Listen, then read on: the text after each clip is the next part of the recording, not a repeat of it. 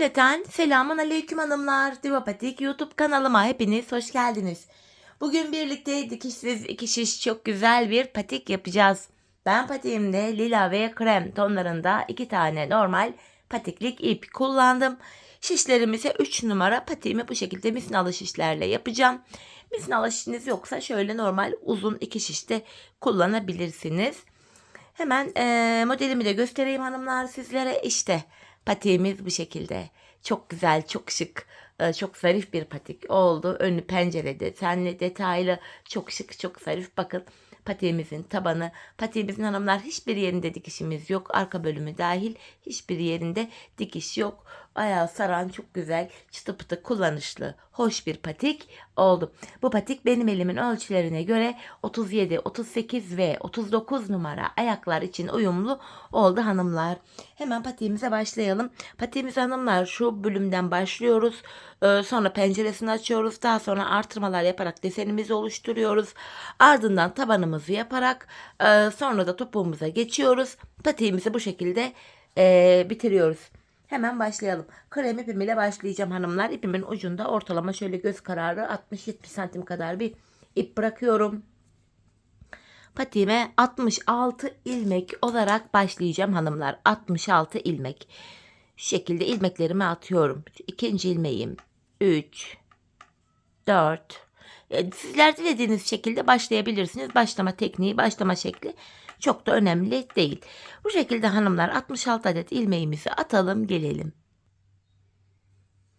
66 ilmeğimi attım geldim hanımlar. Şuraya şöyle bir tane düğüm atacağım kenarına. Bu kenar bölümü sağlam olsun diye. Şöyle. Sonrasında bu ipimizin ucunda kalan şu fazla ipi şöyle kesiyorum.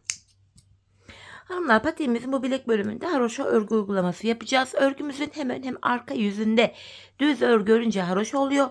Hem arka yüzde ters örgü örünce yine haroşa oluyor.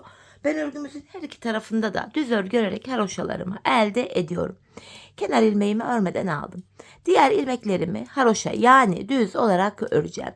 Bu şekilde buraya 66 ilmek üzerinden haroşalarımızı yapacağız. Bakın ilmeklerimi düz olarak örüyorum gördüğünüz gibi. Bu şekilde hanımlar sıra sonuna kadar ilmeklerimizi haroşa olarak örelim gelelim.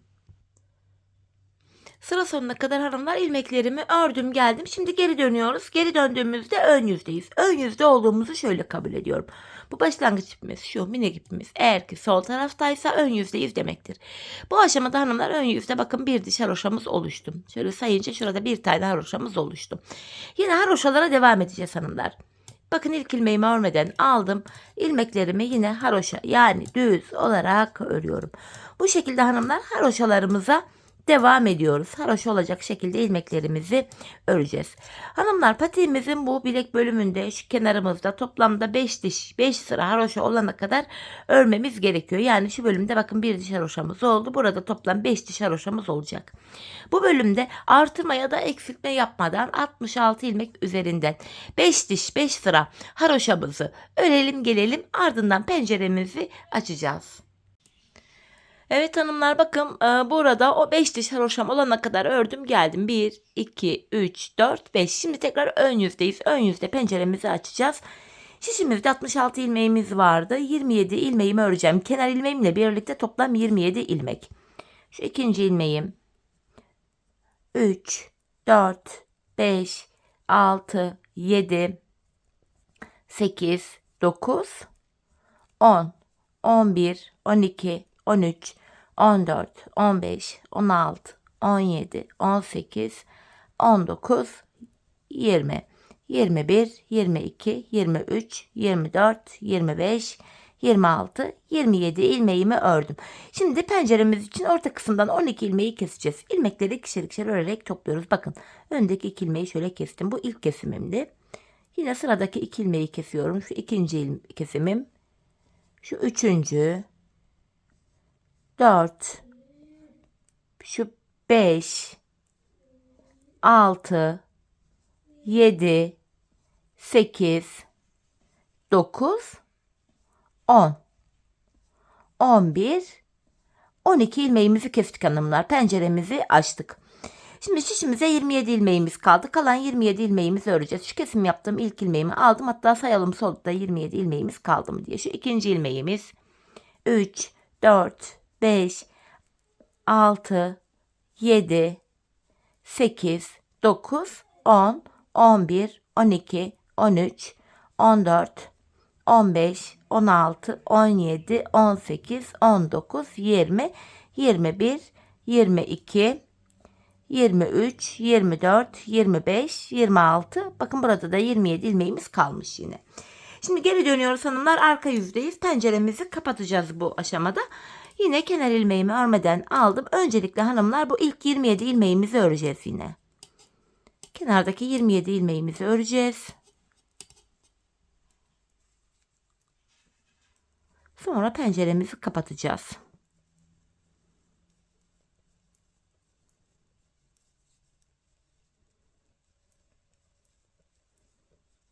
Bakın 27. ilmeğimi de ördüm. Bu aşamada hanımlar 12 ilmek kesmiştik ön yüzde. Şimdi arkadayız. 12 ilmek kestiğimiz yere 12 ilmek geri atıyoruz. Şu birinci ilmeğim. 2,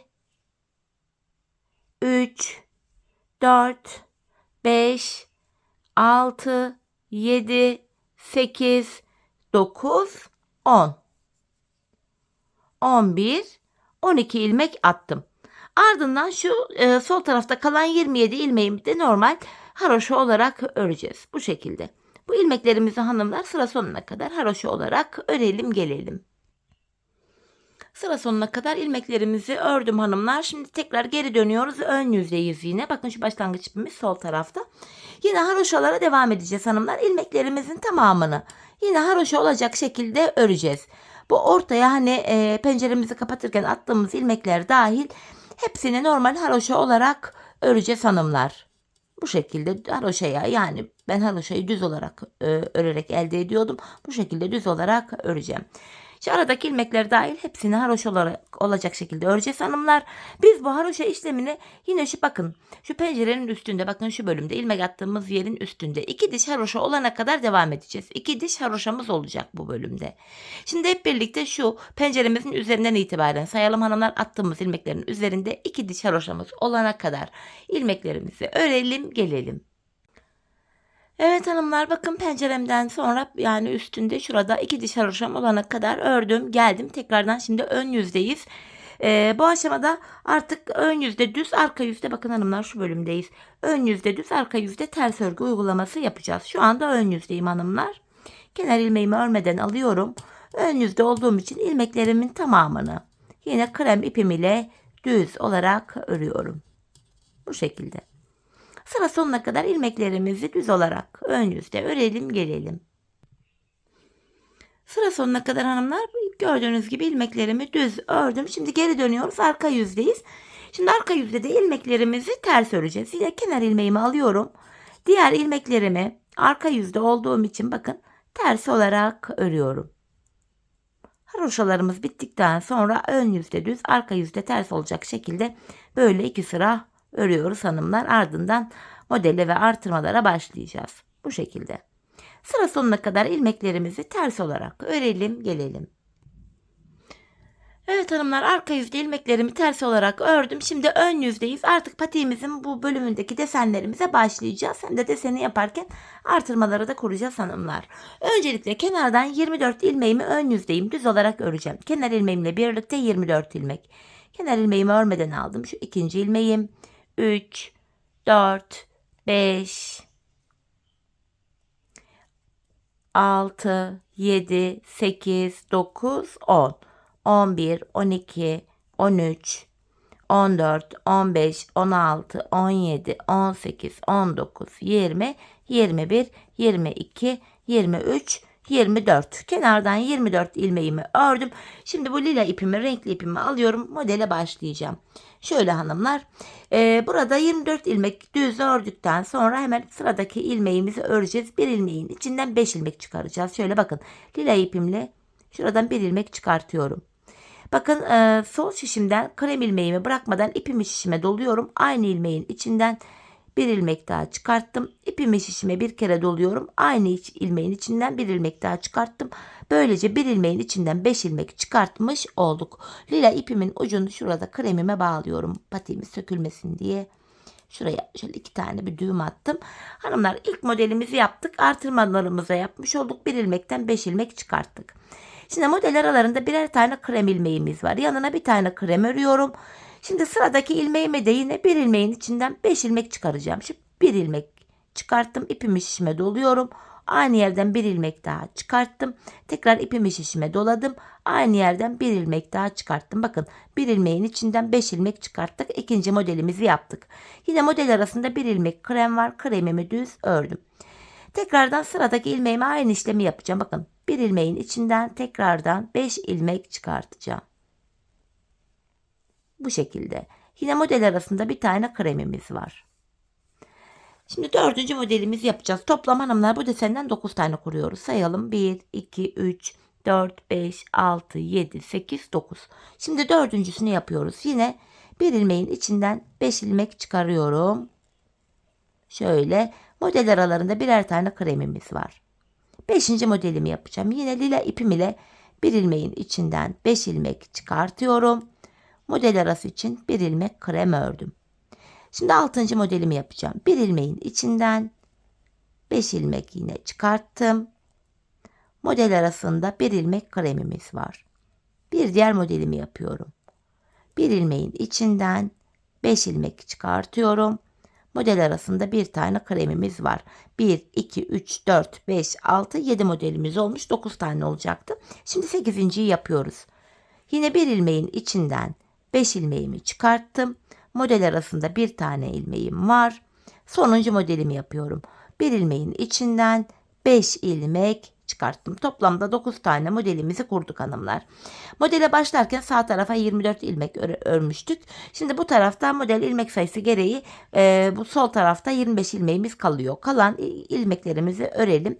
Bakalım kaç ilmeğimiz kalmış. 25 olacak. Şu 3 tane krem oldu. 4, 5, 6, 7, 8, 9, 10, 11, 12, 13, 14, 15, 16, 17, 18, 19, 20, 21, 22, 23, 24. Gördüğünüz gibi işte 25. ilmeğim, 25 ilmeğim kalmış. Artırmalarımızı yaptık hanımlar. 66 ilmeğimiz vardı. Orta kısma yaptığımız artırmalarla birlikte şişimizde şu anda 102 ilmeğimiz oldu. Artık 102 ilmek olarak patiğimizi örmeye devam edeceğiz. Şimdi geri dönüyoruz. Arka yüzdeyiz. Patiğimizin arka yüzünde hanımlar ilmekleri gördüğümüz gibi örüyoruz. Arka yüzdeyim. Kenardaki 25 ilmeğimi arka yüzdeyim ters olarak öreceğim.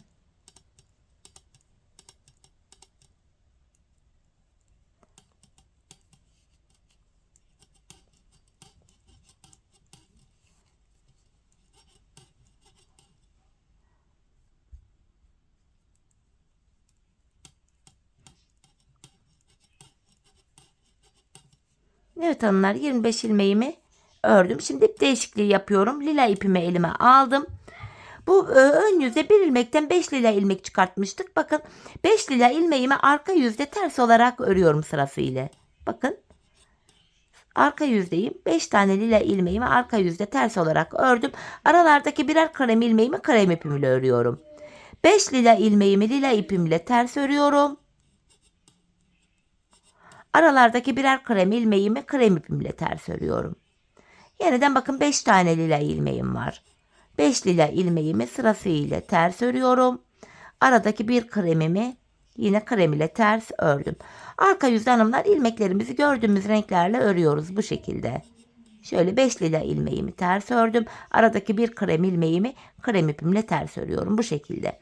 Hanımlar, bu bölümde lila ilmeklerimizi lila ipimizle ters öreceğiz. Krem ilmeklerimizi de krem ipimizle ters öreceğiz. Şu kenardaki 24 ilmeğimizi de yine bu kenarda kalan 24 ilmeğimizi arka yüzde olduğumuz için yine ters olarak öreceğiz. Sıra sonuna kadar ilmeklerimizi bu şekilde örelim gelelim. Evet hanımlar, arka yüzde ilmeklerimin hepsini gördüğüm gibi ördüm geldim. Geri dönüyoruz. Tekrar ön yüzdeyiz. Modelimize devam edeceğiz. Bu sıramızda yine kenardaki ilk 24 ilmeğimi krem ipimle örüyorum. Şöyle.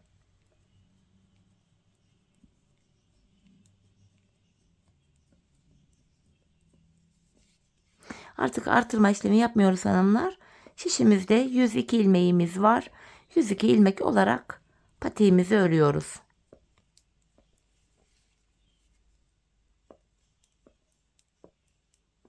Evet, kenardaki ilmeklerimi ördüm. Şimdi lila ilmeğime kadar ördüm. Şimdi lila ipimi elime alıyorum.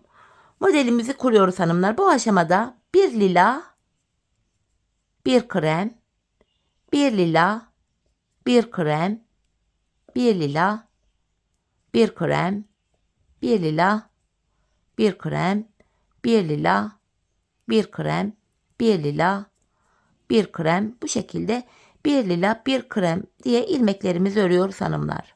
Son lila ilmeğime kadar bu şekilde devam edeceğim. Bakın bir lila, bir krem,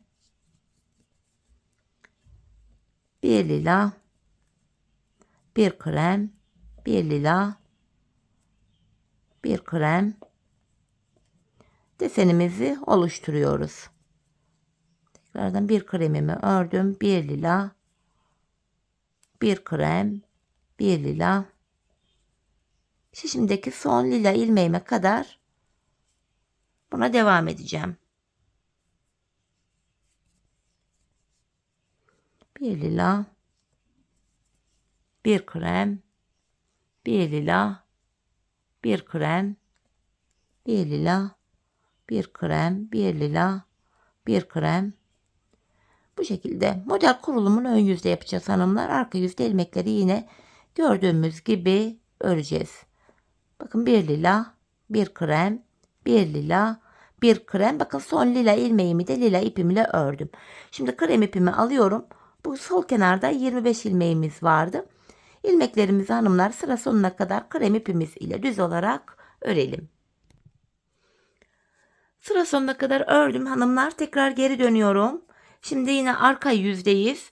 Bu aşamada yine arka yüzde olduğumuz için bu kenardaki 25 ilmeğimi öncelikle ters öreceğim. Bu şekilde. Hepsini arka yüzde ters olarak öreceğim. Sonra modelli tarafa geçeceğiz. Arka yüzde hanımlar model bölümünde ilmekleri gördüğümüz gibi öreceğiz. Krem ilmeklerimizi krem ipimiz ile, lila ilmeklerimizi lila ipimiz ile öreceğiz. Şöyle bakın kremlerimi ördüm. Şimdi lilaya geçtim. Şöyle ip değişikliği yapıyorum. Lila ipimi aldım. Arka yüzde olduğum için lila ilmeğimi lila ipim ile ters örüyorum. Krem ilmeğimi krem ipim ile ters örüyorum. Lila ilmeğimi lila ipim ile, krem ilmeğimi de krem ipim ile ters örüyorum. Arka yüzde dediğim gibi ilmeklerimizi gördüğümüz renklerle örüyoruz. Bu şekilde. Bakın lila ilmeğimi lila ile ördüm. Krem ilmeğimi krem ile. Hanımlar bu şekilde lila bölüme kadar olan ilmeklerde yine lila ipimizi kullanalım. Kalan ilmeklerin de hepsini şu sıra sonuna gelene kadar ters olarak arka yüzde örelim gelelim. Arka yüzde ilmeklerimin hepsini sıra sonuna kadar ördüm hanımlar. Tekrar ön yüzdeyiz. Model kurulumuna ön yüzde devam edeceğiz. Bu defa kenarda 24 kremim vardı. Fakat bu defa bu lilayı da öreceğim. Kenardan toplamda 25 adet ilmeğimi öreceğim hanımlar. 25 ilmeğimizi öreceğiz öncelikle. Sayalım. 3, 6 ilmek olmuş. 7, 8, 9, 10, 11, 12, 13, 14, 15, 16, 17, 18, 19, 20, 21, 22, 23, 24. Bakın lilayı da ördüm 25. Sonra lila ipimi alıyorum elime. Şimdi ilk modelimi yapacağım. Bir lila, bir krem, bir lila. Bakın ilk modelimizi bu şekilde yaptık. Bu defa model aralarında 3'er tane kremimiz var. 1, 2, 3. Şimdi ikinci modelimi yapacağım. Bir lila, bir krem, bir lila. Bu aşamada hanımlar arka bölümde şu ip geçişlerimiz var lila. İp geçişlerini arkada sıkmayalım. Biraz esnek bırakalım. Modelimiz gergin durmasın, güzel düşsün diye. Bakın ilk iki modelimizi yaptık. Yine model arasında 3 kremimiz var. 1, 2, 3. Üçüncü modelimizi yapacağız. Bir lila, bir krem, bir lila. Yine model arasında 3 tane kremimiz var. Dördüncü modelimdeyim. Bir lila, bir krem, bir lila. Yine model arasında 3 tane kremim var. 5. modelimdeyim. Bir lila, bir krem, bir lila. Model arasında yine 3 kremim var. Şimdi 6. modeldeyiz. 1 lila, 1 krem, 1 lila. Yine model arası için 3 ilmek krem örüyorum. Diğer modele geldim. 7. model. 1 lila, 1 krem, 1 lila. Model arasında 3 kremim var. 8. modelimdeyim. 1 lila, 1 krem, 1 lila. Model arası için 3 kremim var. 9. ve sonuncu modelimdeyim. 1 lila, 1 krem, 1 lila örüyorum. Buradaki bu sol kenarda normalde 25 ilmek vardı. Buradaki lilayı da yine krem ile öreceğim. Burada 26 ilmek oluyor. Hanımlar, sıra sonuna kadar ilmeklerimizi krem ipimizle yine ters olarak örelim. Arka yüze döndüğümüzde de hanımlar yine diğer sıralarda gösterdiğim gibi krem ilmeklerimizi krem ipimizle, lila ilmeklerimizle lila ipimizle ters olarak öreceğiz. Arka yüzümüzü bu şekilde tamamlayacağız. Şimdi ön yüzde ilmeklerimizi düz olarak örüp tamamlayalım. Arka yüzde de ilmeklerimizi gördüğümüz renklerle ters olarak örelim. Tekrardan ön yüzde buluşalım. Evet hanımlar, arka yüzde de ilmeklerimi yine gördüğüm gibi ördüm geldim. Tekrar ön yüzdeyiz. Modelimizde son sıramızı yapacağız hanımlar. Modelimizde şimdi son sıramızı yapacağız. Bir önceki sırada ön yüzde 25 ilmek örmüştük model yapmaya. Şimdi 26 ilmeğimizi öreceğiz. Yani buradaki 1 lilayı da yine krem ile öreceğiz. Öncelikle kenardan 26 adet ilmeğimi öreceğim. Kenar ilmeğimle birlikte toplam 26 ilmek. 5 ilmeğim oldu. 6, 7, 8, 9, 10, 11, 12, 13, 14, 15, 16, 17, 18, 19, 20, 21, 22, 23, 24, 25. Lilayı da örüyorum 26. 26 ilmeğimi ördüm. Ardından hanımlar 26 ilmekten sonra buraya bir tane lila örüyorum. Modelimizin son sırası. İlk modelim için 1 lila ördüm. Şimdi model aralarında 5'er tane kremimiz var. 5 krem 1 lila olacak şekilde ilmekleri öreceğiz. 5 tane krem örüyorum. 2, 3, 4, 5. Bakın ikinci modelimin tam ortasına bir tane lila. Yine lila ipimi arkadan ip geçişinde esnek bıraktım. Sıkmadım, modelimiz düzgün düşsün diye. Tekrardan 5 tane kremimi örüyorum. 3, 4, 5. Bir tane lila. Yeniden 5 tane kremimi örüyorum. Ortaya bir tane lila. Devam ediyorum. 5 kremimi örüyorum. 2, 3, 4, 5. Ortaya bir tane lila ördüm. Yine 5 krem. Ortaya bir lila. Tekrardan 5 tane krem. Bir lila. Yine 5 krem. Bir lila. 5 tane krem. Bir ilmek lilamı ördüm. Sonuncu modelimi de buraya yaptım. Şimdi kalan ilmeklerimizin hepsini hanımlar ön yüzdeyiz. Krem ipimiz ile düz olarak öreceğiz. Bu şekilde modelimizin son sırası buydu hanımlar. İlmeklerimizi sıra sonuna kadar düz örelim. Arka yüze döndüğümüzde de yine ilmeklerimizi bu defa ters öreceğiz. Krem ilmeklerimizi krem ipimiz ile lila ilmeklerimizi lila ipimiz ile ters olarak örelim. Arka yüzde sıramızı tamamlayalım. Tekrardan ön yüzde buluşalım hanımlar.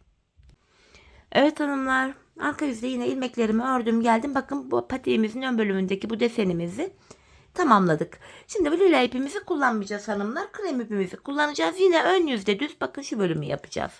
Şu bölümü. Ön yüzde düz, arka yüzde ters olarak ilmeklerimizi örmeye devam edeceğiz. Artık lila ipimizi de hanımlar arkaya kesip düğümleyebiliriz. Çünkü lila ipimizi kullanmayacağız. Şu anda ön yüzdeyiz. Sıra sonuna kadar ilmeklerimizin tamamını ön yüzde düz olarak öreceğiz. Arka yüzde döneceğiz, ters olarak öreceğiz. Tekrar ön yüzde düz, yeniden arka yüzde ters. Bu şekilde 4 sıra ilmeklerimizi öreceğiz. Dediğim gibi ön yüzde düz öreceğiz. Geri döneceğiz, arka yüzde ters örüp geleceğiz. Tekrar ön yüzde düz, yeniden arka yüzde ters olarak 4 sıra. Bu şekilde hanımlar ilmeklerimizi örelim gelelim, ardından patiğimizin bu burun kısmındaki haroşalarımıza birlikte başlayalım. Evet hanımlar, modelimizden sonra ön yüzde düz, arka yüzde ters olacak şekilde şöyle yakından göstereyim. 4 sıra ilmeklerimi ördüm. Şimdi patiğimizin bu kısmındaki şuralarındaki haroşalarımızı öreceğiz. Yine 102 ilmek üzerinden haroşalarımızı yapacağız hanımlar. Yine ben haroşalarımı videonun başında da söylediğim gibi ön yüzde örgümüzün her iki tarafında da düz örgü örerek elde ediyordum. Şimdi ön yüzdeyim hanımlar. Bakın ilmeklerimi yine düz olarak örüyorum. Yine haroşa olacak şekilde örüyorum. Bu şekilde. Hanımlar, sıra sonuna kadar bu şekilde haroşa olacak şekilde ilmeklerimizi örelim gelelim.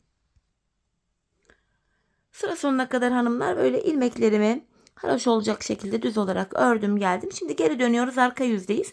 Haroşa düşmesi için arka yüzde yine ilmeklerimi düz öreceğim. Kenar ilmeğimi örmeden alıyorum. Yine diğer ilmeklerimi düz olarak örüyorum. Bakın bu şekilde hepsini düz örüyorum. Haroşa düşecek ön yüze. Şu şekilde hanımlar, ön yüze baktığımız anda ön yüze buraya bir diş haroşamız düşüyor. Hanımlar, biz bu işleme ön yüzde 4 diş haroşamız olana kadar devam edeceğiz. Yani şu şekilde bakın 1, 2, 3, 4. 4 diş haroşamız olana kadar bu bölümü haroşa olacak şekilde örmemiz gerekiyor. 102 ilmek üzerinden yine artırmaya da eksiltme yapmayacağız. Şimdi hanımlar, bu bölümde ön yüzde 4 diş haroşamız olana kadar patiğimizin bu burun bölümünü örelim gelelim. Ardından birlikte taban kesimine başlayacağız. Evet hanımlar, bakın bu bölüme 4 diş haroşamı ördüm geldim. Krem ile 4 diş haroşamız var. Şimdi patiğimizin şu tabanını yapacağız hanımlar. Patiğimizin tabanını 14 ilmek olarak yaptım. Şişimizde şu anda 102 adet ilmeğimiz var. 14 ilmeği, tam ortadaki 14 ilmeği taban için çıkarttığımız anda 102'den 14'ü çıkarttığımız anda geriye 88 ilmeğimiz kalıyor. 88 ilmeği de sağ ve sol kenara eşit olarak paylaştırınca yan taraflara da 44'er ilmek düşüyor. Bu aşamada hanımlar, tabanımızı yapmadan önce sağ kenardaki ilk 44 ilmeğimi normal haroşa olarak öreceğim. Artık patiğimizin taban bölümünde haroşaya devam edeceğiz. Sayalım kaç ilmeğimiz olmuş? 7, 8, 9, 10, 11, 12, 13, 14, 15, 16, 17, 18, 19, 20, 21, 22, 23, 24, 25, 26, 27, 28, 29, 30, 31, 32, 33, 34, 35, 36, 37, 38, 39, 40, 41, 42, 43, 44. Sağ kenardaki 44 ilmeğimi ördüm. Tabanımız 14 ilmekten oluşacak demiştim. Şimdi de 14 ilmeğimi öreceğim. Hanımlar, 13 ilmek öreceğim. 14. de kesim yapacağım bu aşamada. Sayarak gidelim.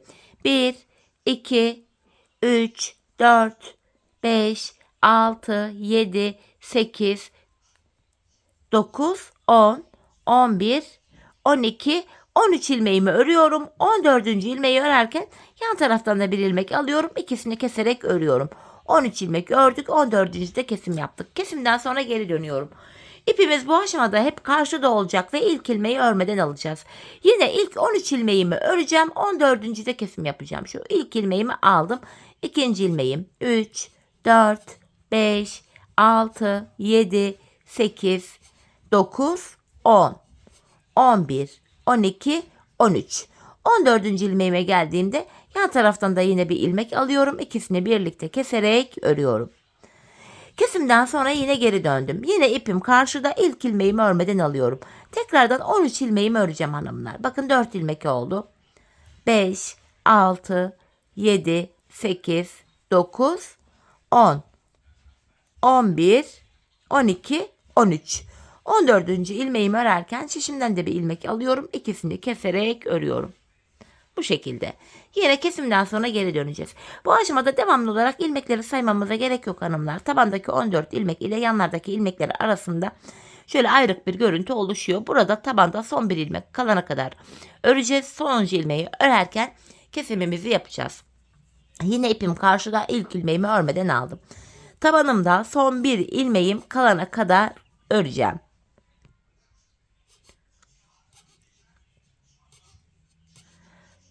Bakın örüyorum. Son bir ilmeğim kaldı. Bu sonuncu ilmeğimi örerken şişimden de bir ilmek alıyorum. İkisini birlikte keserek örüyorum. Kesimden sonra yine geri döneceğiz hanımlar. 13 ilmek öreceğiz. 14. kesimimizi yapacağız. Biz bu kesme işlemine sağ ve sol şişimizde, yani buralarda son 3'er ilmek kalana kadar bu şekilde 14 ilmek üzerinden tabanımızı öreceğiz hanımlar. Şimdi hep birlikte sağ ve sol tarafta 3'er ilmek kalana kadar patiğimizin tabanını 14 ilmek olarak sizlere tarif ettiğim gibi örelim gelelim. Evet hanımlar, patiğimin tabanını ördüm geldim. Gördüğünüz gibi her iki şişimin ucunda da 3'er tane ilmeğim kaldı. Bu aşamada hanımlar ilmek kesleri keseceğiz. Topuk bölümünde kesimler yapacağız. Yine ipim karşıda, ilk ilmeğimi örmeden alıyorum. Tabanımda yine son bir ilmek kalana kadar öreceğim.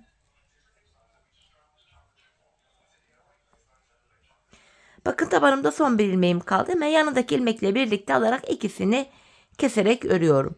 Kesimden sonra tekrar geri döndüm. İpim karşıda. İlk ilmeğimi örmeden alıyorum. İkinciyi ördüm. İkinci ilmekten sonra öndeki iki ilmeği keserek örüyorum. Şimdi hanımlar, tabanımızda şu son 3 ilmeği saymıyoruz. Tabanımızda son 4 ilmek kalana kadar öreceğiz.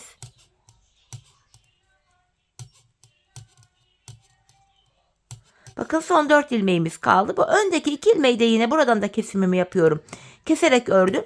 Yanındaki bir ilmeğimi normal ördüm. Bu sonuncu ilmeği örerken şişimden de ilmek alıyorum. İkisini keserek örüyorum.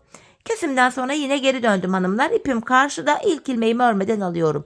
Yine tabanımda son bir ilmek kalana kadar öreceğim. Tabandaki ilmek sayıları azalacak böylece. Bakın. Son bir ilmeğim kaldı. Bu sonuncu ilmeğimi örerken şişimden de ilmek alıyorum. İkisini keserek ördüm. Kesimden sonra geri dönüyorum. İpim karşıda, ilk ilmeğimi örmeden aldım. İkinciyi örüyorum. Ardından öndeki iki ilmeği keserek örüyorum. Burada kesimimi yaptım. Şimdi tabanda son 4 ilmek kalana kadar öreceğiz. Bakın burada son 4 ilmeğimiz kaldı. Yine öndeki 2 ilmeği keserek örüyorum. Yanındaki bir ilmeği düz ördüm. Sonuncu ilmeği örerken şişimden de bir ilmek aldım. İkisini kestim. Yanlarda birer tane ilmeğimiz kaldı. Yine ipim karşıda. İlk ilmeğimi örmeden aldım. Bu defa hanımlar kenarda son bir ilmeğim kalmıştı. Son 2 ilmek kalana kadar öreceğim. Bakın son 2 ilmeğimin ikisini birlikte keserek örüyorum. Bu tarafta ilmek kalmadı. Şimdi geri döndüm hanımlar. Şu bismillah şişlerde beni bayağı bir yordu. Normal kısa şişlere devam edeceğim artık. Yine ipim karşıda, ilkini örmeden aldım. İkinciyi örüyorum. Ardından şu öndeki 2 ilmeği keserek ördüm. Kenardaki son kalan bir ilmek hariç burada 4 ilmek kalana kadar örüyoruz. Yani şu öndeki 2 ilmeği de ördükten sonra bakın burada 4 ilmek kaldı. Bu 2 ilmeği keserek örüyorum yine. Yanındaki bir ilmeğimi normal düz olarak ördüm ve son 2 ilmeğimi keserek örüyorum. Hanımlar, böylece patiğimiz bu taban bölümünde 8 ilmeğimiz kaldı ve 8 ilmek üzerinden bu topuk bölümünü öreceğiz. Bu bölümü öreceğiz hanımlar. Burada da yine haroşaya devam edeceğiz. Yine ipim karşıda, ilkini örmeden aldım. Bu aşamada hanımlar son 2 ilmek kalana kadar örüyoruz. Bakın son 2 ilmeğimin ikisini keserek ördüm. Şişimde 7 ilmek kaldı. Bu aşamada yanlarda bakın kenar ilmek yerleri var V şeklinde. Buradaki kenar ilmek yerine girerek yandan bir adet ilmek çıkartıyorum. Tekrar 8 ilmeğimiz oldu. Geri döndüm. İpim karşıda, ilk ilmeğimi örmeden alıyorum. Yine son 2 ilmeğim kalana kadar örüyorum.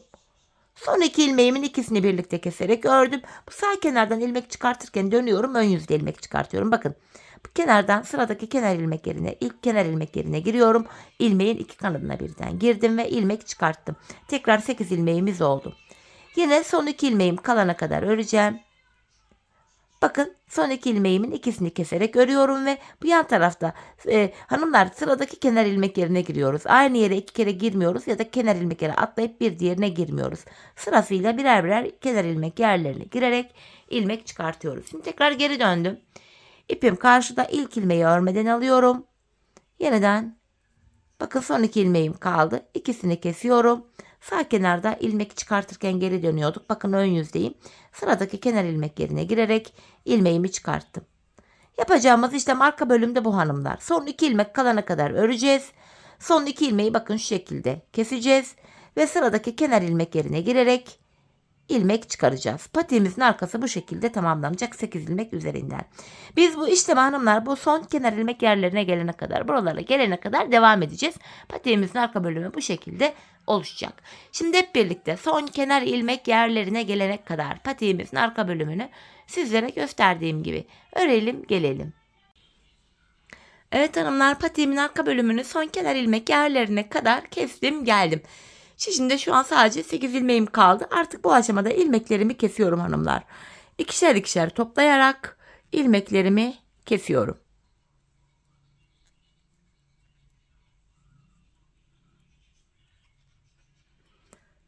Son bir ilmeğim kaldı. Onu da yine kestim. Bu aşamada burada tümsek bir görüntü oluşmasın diye tığım ile dibine batarak burayı bir düzleyeceğim şöyle. Bir tane de sıkı bir zincir çektim. İpimin ucunu kesiyorum. Patiğimizin arka bölümünü bitirdik hanımlar. Hemen bu iplerimizin uçlarını gizleyelim. Bakın başladığımız yer, bitirdiğimiz yer burada. Her iki ipimiz de burada. Gördüğünüz gibi hanımlar, krem ipimizi hiç kesmedik. Başladığımız yerde de patiğimizi bitirdik. Sadece model yaptığımız lila ipimizi ekledik, sonra kestik. Yani ikide bir böyle ip kırmalı, yok eklemeli, el oyalayıcı bir model olmadı. Evet hanımlar, bakın patiğimizi böyle tamamladık. Dileyen patiği böyle sade de kullanabilir. Fakat ben modelimde kullandığım lila ipimle buralara da kenar oyası yaptım. Siz de yapmak isterseniz eğer yapılışını hemen kısaca anlatayım hanımlar. Bu kesim yaptığım yerden, bitirdiğim yerden şöyle lila ipimi ekleyerek başlayacağım. Şöyle lila ipimle buradan bir ilmek çıkartıyorum kenardan. Öncelikle hanımlar, ilk sırada buraya bir tane bir zincir çektim. Şimdi yapacağımız işlem şu: hemen önceki kenar ilmek yerine batarak buraya bir tane sık iğne oluşturuyorum hanımlar. 3 tane zincir çekiyorum. Sık iğnenin içine batarak bu zincirle şöyle bir kirpik oluşturuyorum. Ardından önündeki değil bir sonraki kenar ilmek yerine batarak kirpiği buraya sabitliyorum. İlkini yaptık hanımlar. İkincisi şöyle: önce sık iğne yapacağız. Sık iğne yaparken hemen öndeki kenar ilmek yerine ilmeğin iki kanadına birden batarak yapıyoruz. 3 zincir çekiyoruz. Sık iğnenin içine batarak şöyle bir kirpik oluşturuyoruz. Kirpiğimizi sabitlerken hemen önündeki değil bir sonraki kenar ilmek yerine batıyoruz. Bu şekilde. Üçüncüsünü yapalım. Hemen sıradaki kenar ilmek yerine batarak sık iğnemi yaptım. 3 zincir çekiyorum. Sık iğnenin içine batarak kirpik oluşturdum.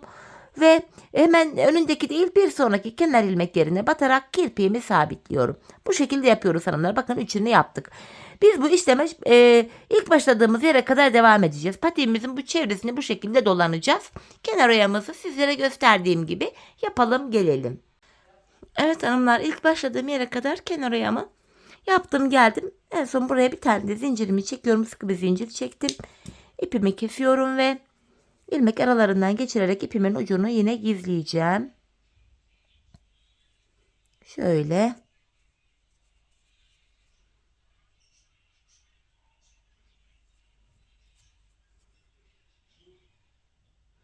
Şu lila ilmek aralarından geçirerek ipimin ucunu bir güzel gizledim. Şimdi hanımlar, kenar oyamızı tamamladık. Şimdi patiğimizde bu pencere bölümüne de yine aynı şekilde kenar oyamızı yapacağız. Bu defa lila ipimi hemen şu kenardan başlayarak yapacağım.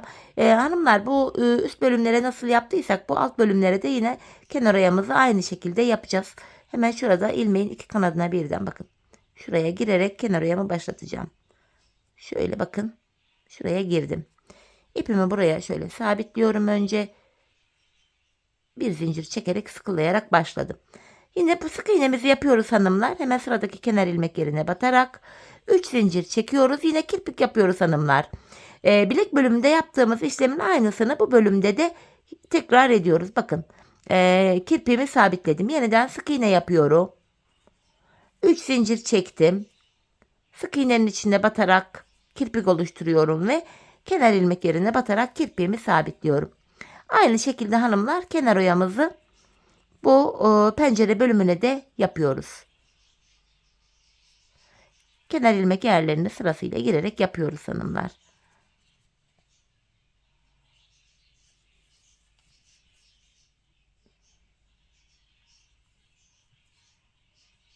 Devam ediyorum yine. Yakıştı da bu kenar oyamız. Yani dediğim gibi sade de kullanabilirsiniz ama ben yakıştırdım. Bu şekilde. Hanımlar bu ilk başladığımız yere kadar, şuraya kadar yine kenar oyamızı yapalım gelelim. Evet hanımlar, kenar oyamı ilk başladığım yere kadar yaptım, tamamladım. Yine bir tane zincir çekip ipimi kesiyorum.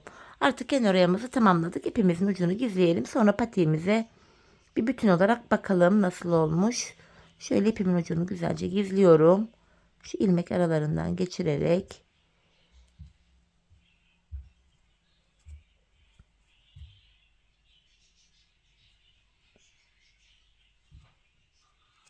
şöyle. Evet hanımlar, bu aradaki kenar ayağımızı da bitirdik. Patiğimizi manken ayağımızda görelim bir de. Görüntü itibariyle hanımlar bakın, patiğimiz şöyle. Bu şekilde duruşumuz bu. Hemen manken ayağımı alayım şöyle. Bir de ayağımızı da görelim. Manken ayağım yine 37, 38 ve 39 numara için uyumlu. Gayet güzel, şık bir patik oldu hanımlar. Dikişsiz olması itibariyle de kullanımı çok rahat. Ayak altına batmıyor. Dikişler ister istemez rahatsızlık verebiliyor ayak altında. Gayet güzel, hoş bir model oldu. Ben çok beğenerek yaptım, severek yaptım. Umarım sizler de benimle birlikte beğenerek, severek yaparsınız. İşte hanımlar, birlikte yapmış olduğumuz patiğimiz. Duruşumuz bu şekilde. Hemen yanlarında göstermek istiyorum. Diğer kenarımız yine bu şekilde. Patiğimizin tabanı. Bakın topuk kısmımız şöyle göstereyim. Çok güzel, çok zarif, çeyiz içinde çok uygun, hoş bir patik oldu. Evet hanımlar, yine birlikte güzel bir modelin daha sonuna geldik. Umarım sizlere faydalı, hoş bir video olmuştur. Yeni modellerde, yeni videolarda buluşmak dileğiyle. Şimdilik hoşça kalın, sağlıcakla kalın.